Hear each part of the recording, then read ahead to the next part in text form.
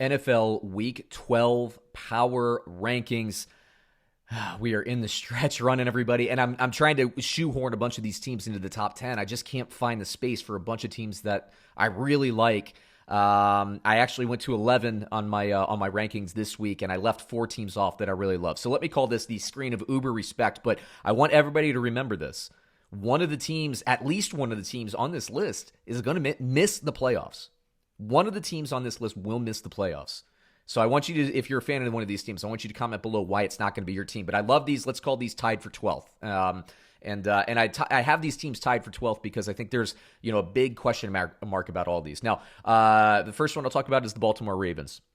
Look, Ravens fans, I know how talented this team is. I love the defense. I love the special teams. I love the run game. And I love the short to intermediate pass game. I say this about Lamar Jackson. I have questions about his ability to throw the ball downfield. I'll get back to that in a second. But a compliment for Lamar Jackson, he might be the best quarterback I have ever seen at throwing the ball into traffic. Like, he makes the throws across his body into crowded coverage, whether it's on the goal line or in short yardage situations or whatever. Like, he'll throw to Mark Andrews or Snead or somebody in really tight spaces. And he makes the kind of throws that you're like, ugh. If you're a fan, you watch that and instinctively you think it's going to be an interception or a pick six. And he completes it every freaking time. He's incredible at it. I don't think I've ever seen him throw. I'm hoping I'm not jinxing him.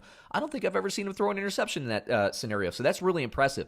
But if you can't throw the ball over top, what ends up happening is your safeties cheat down a little bit. If your safeties cheat down and your linebackers can really go up and crash the run, it starts to take that seam route away, and that that read option or that fake handoff, play action, throw seam route to Mark Andrews, and the Washington team used that quite a bit with RG3 and his stint there with Jordan Reed. I mean, that play is bread and butter, and teams are starting to crash that up and take that away. So the Baltimore Ravens, huge game against the Pittsburgh Steelers this week, lost 3 in a row. They really need a win. I think they have a really good chance to actually get that win and give the Steelers their first loss of the season. So this is also called the win and you're in screen, most likely. The next team I'll talk about is the Miami Dolphins. Look, favorites on the road against Denver. To me, that was a loss based on youth. One of the 3 youngest teams in the league, young quarterback. Denver had a nice game plan. Fangio is no slouch as a defensive game plan or defensive coordinator. Denver is one of these teams that you can look past them, but they always play solid football. They're probably going to be around 500. They are 4-6, by the way, right now. It's easy to look past them. I think the Miami Dolphins did. I think they were buying into their hype a little bit too much. The defense played fine. The offense wasn't good enough to get it done. They made the move to Fitzpatrick. Fitzpatrick actually threw a nice ball to Parker, but he didn't read the safety. Safety came over the top, made the interception at the end of the game, and that was it for the Dolphins. Now, I'm not selling on the Dolphins, but I had to move them down the list because I had to move others up the list. It's just that simple. I believe in the Dolphins because this defense is elite. They're only going to get better. Big question on them. Baltimore, it's the deep passing game. For the Dolphins, it's the run game. As the weather gets worse, the Dolphins are going to need that run game. They have the defense. They need the run game. They need to get that tough yard in slop weather because it's going to happen. The next team I'll talk about, the Cleveland Browns. And look, Browns fans, I know it's not fair for me to leave these guys off the list, but I had to move the Raiders onto the list, and the Raiders beat the Browns head-to-head. That's the only reason why. I do have questions about their ability, just like the Ravens, throwing the ball downfield. I think the Ravens' defense, honestly, is a little better than the Cleveland Browns, but I'll give this to you, Browns fans. Your defense is playing awesome. And Nick Chubb, I've been saying this. I've been kind of dancing around this for years, ever since he was a rookie. I'm saying it now. Nick Chubb, if I could draft any single running back in the league, it would be Nick Chubb. If I had the first pick in a fantasy draft of, if I was an NFL general manager and they said, pick any running back you want, salary doesn't matter, blah, blah, blah, pick any running back you want, it'd be Nick Chubb.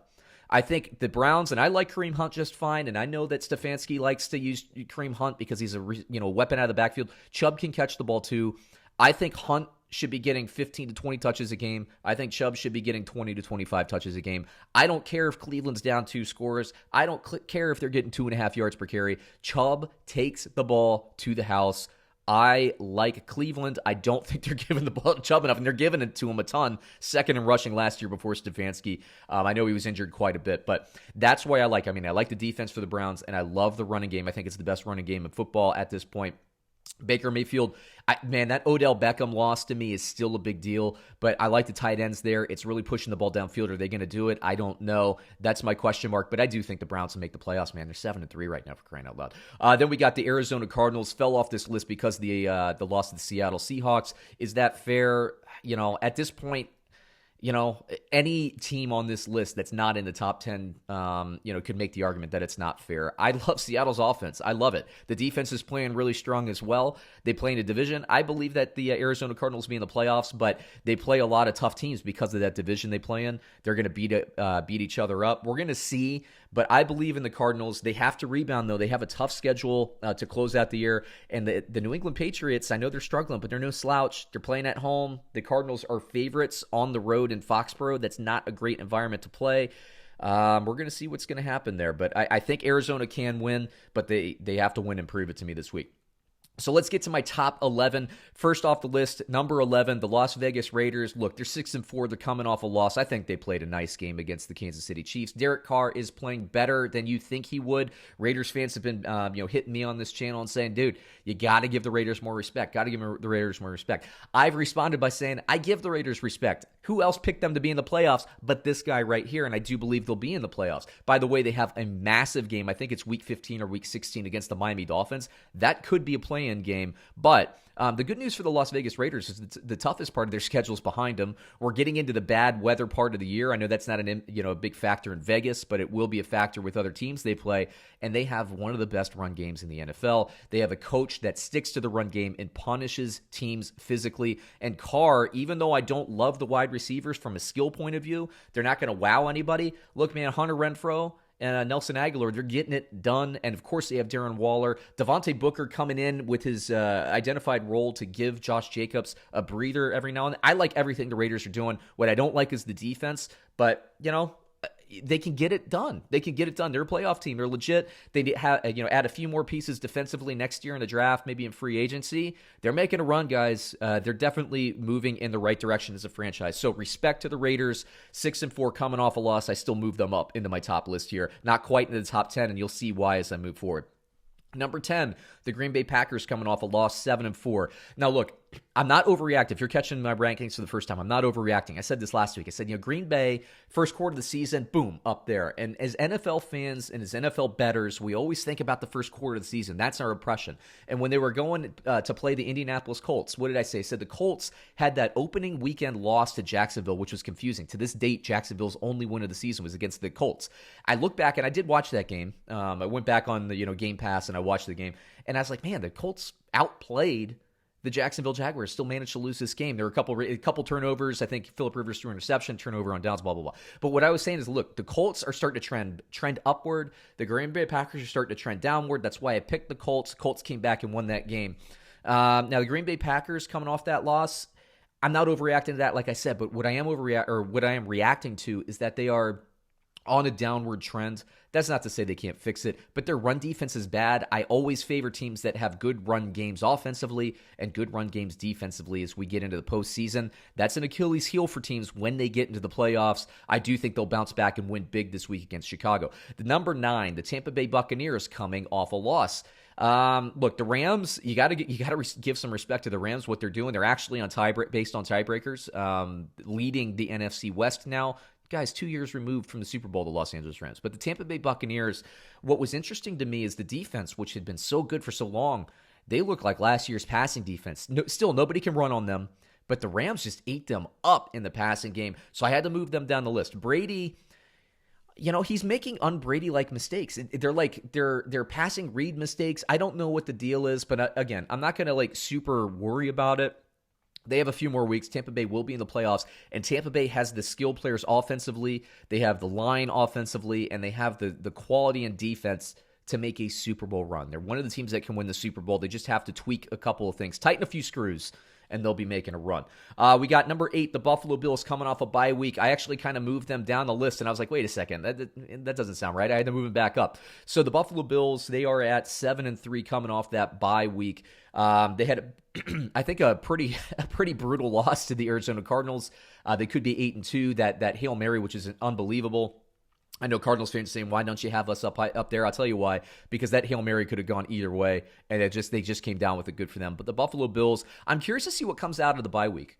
Are they going to be a strong defensive team? Is McDermott, who I think is a great head coach, is he going to fix some things defensively to help this team make that deep run? The defense needs to step up and play as well as the offense is playing, but that's a good problem to have because we know that the Bills have that kind of potential. Let's see what happens. They could come out on fire defensively, and if that's the case, you want to peak in January and February. You don't want to peak in September and October, right? So the Buffalo Bills have room to grow, and that's a good thing.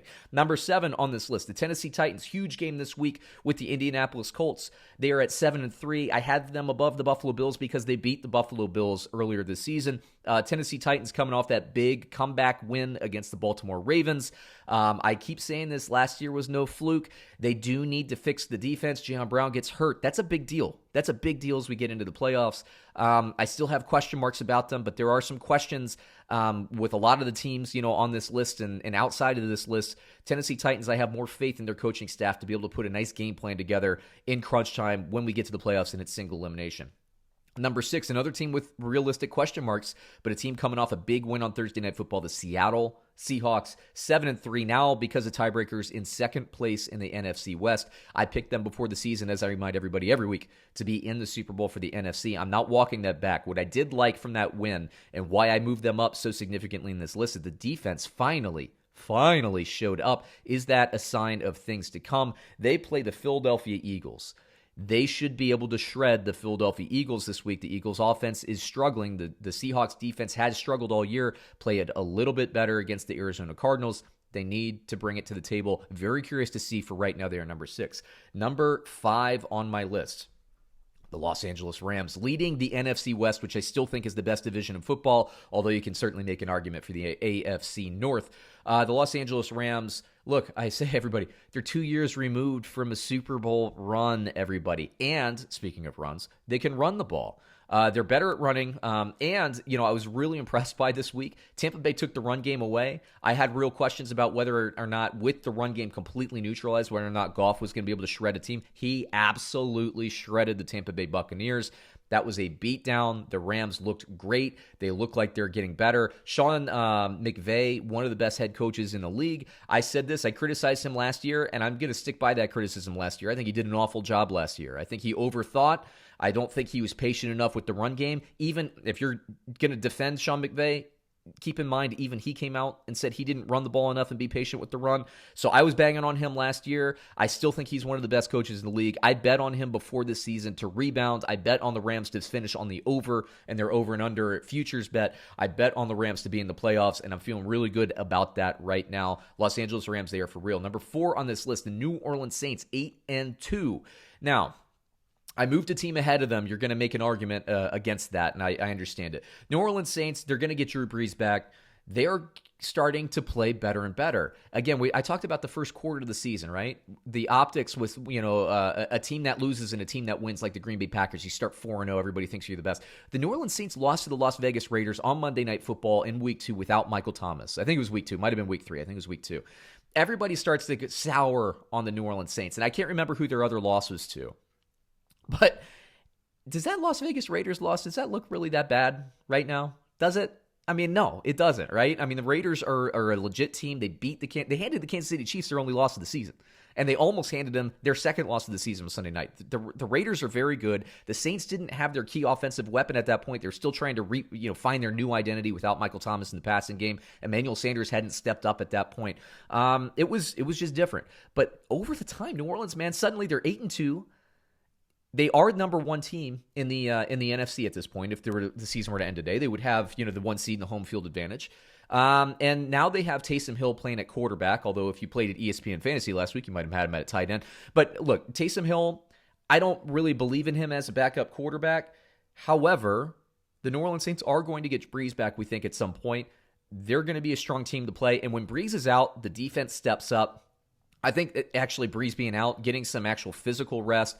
Look, the ribs aren't a great thing, but he's going to get some rest. He'll be back. He'll be ready for the playoffs. I think it's a good thing for the Saints. They might drop a couple games here and there, but it forces the defense to be a little bit more accountable and gives Breeze and those legs a little bit of rest, and his ribbies a little bit of rest as well. He'll be fine. Number 3, the Indianapolis Colts, 7-3. Everybody's like, why do you have the Colts ahead of like the Saints, the Rams, and blah, blah, blah. I'll tell you why. It's because everybody's overreacting to that Jacksonville Jaguars Week 1 loss.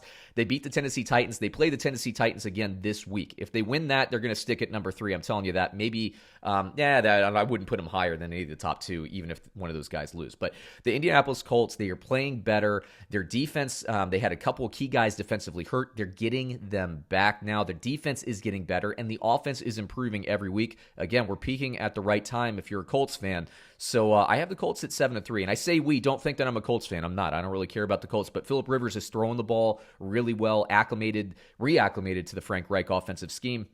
They're becoming more of a passing team, and I like that Michael Pittman, that rookie receiver. Everybody's talking about Chase Claypool. Michael Pittman is like Chase Claypool Jr. Pick him up in your fantasy leagues if he's still there. Number 2 on this list is Kansas City Chiefs. I'm not banging them because they skated by or squeaked by against the Raiders. I thought the Raiders played a fantastic game. I think the Chiefs might have actually played their best game of the year outside of that Baltimore victory earlier in the year. Kansas City Chiefs have a higher ceiling. Their defense isn't quite there yet, but that's not a bad thing. Last time at this time of year, they were 6-4. Now they're 9-1. I'm saying they haven't hit their ceiling yet, and they're 9-1. They're the second best team in the league for now, and you can make the argument saying, hey, they're the reigning champs, they should be number 1. But I'm going to be honest, the number 1 team on my list, the Pittsburgh Steelers, they are playing better football today. If these two teams played today, I'm not convinced that Pittsburgh stepping on that field isn't the better team, and that's what this list is all about. The Pittsburgh Steelers defense started playing better. I think it was the week they played the Cleveland Browns, and that Steelers defense is back to what we remember them from last year. Now, the Steelers' schedule gets a lot harder. They have games this week against the Baltimore Ravens. They have a game against the Colts. We're going to see them later in the season. They have a game against the Buffalo Bills. And then they close the season against the Cleveland Browns team that's probably going to need a win there to preserve their playoff position. We'll see if they clinch before then. So they have 4 tough games out of their last 6, and I don't even remember who the last 2 are. So the Steelers are going to be a little bit more tested. Their stronger part of their schedule is going to be later in this year, but man, they're playing really good. Ben Roethlisberger's a little banged up. We're going to see what happens this week. But the Pittsburgh Steelers are for real. That defense is playing better and better. The Kansas City Chiefs is not playing up to their level defensively. That's why I'm keeping the Steelers ahead of them. Plus, hey, they're undefeated. Got to reward the undefeated teams. So there you go. There are my power rankings. Comment below. What do you think? Do you agree? Do you disagree? Do you think your team should be higher? Do you think another team should be lower? Let me know, and also give me your top 5. Comment below. I appreciate it, everybody.